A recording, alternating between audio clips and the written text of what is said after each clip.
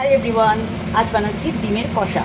ডিমের কষা বানানোর জন্য আমি প্রথমেই ডিমগুলোকে সেদ্ধ করে নুন হলুদ মাখিয়ে ভেজে নিয়েছি। তারপরে কড়াইতে পেঁয়াজ দিয়েছি আর টমেটো দিয়েছি, আর আলুগুলোকে আগে থেকে ভেজে আমি রেখে দিয়েছিলাম। ওই পেঁয়াজ আর টমেটোটাকে ভালো করে ভাজার পরে একটু আদা বাটা দিয়েছিলাম, একটু রসুন বাটা দিয়েছিলাম, আর দিয়েছি একটু হলুদ গুঁড়ো আর লঙ্কা গুঁড়ো দিয়ে এবার ভালো করে আমি জিনিসটাকে কষে নিচ্ছি। কষে নেওয়ার পরে জল দিয়ে ডিমটাকে ফুটিয়ে নিলেই কিন্তু রেডি হয়ে যাবে আমার আজকের ডিমের কষা। ডিমের কষা কিন্তু একদম রেডি। দেখো তো কেমন হয়েছে, কমেন্ট করে জানিও কিন্তু। এইবার দিয়ে দেবো একটু গুঁড়ো গরম মশলা, আরও যাতে খেতে টেস্ট হয়, তাই জন্য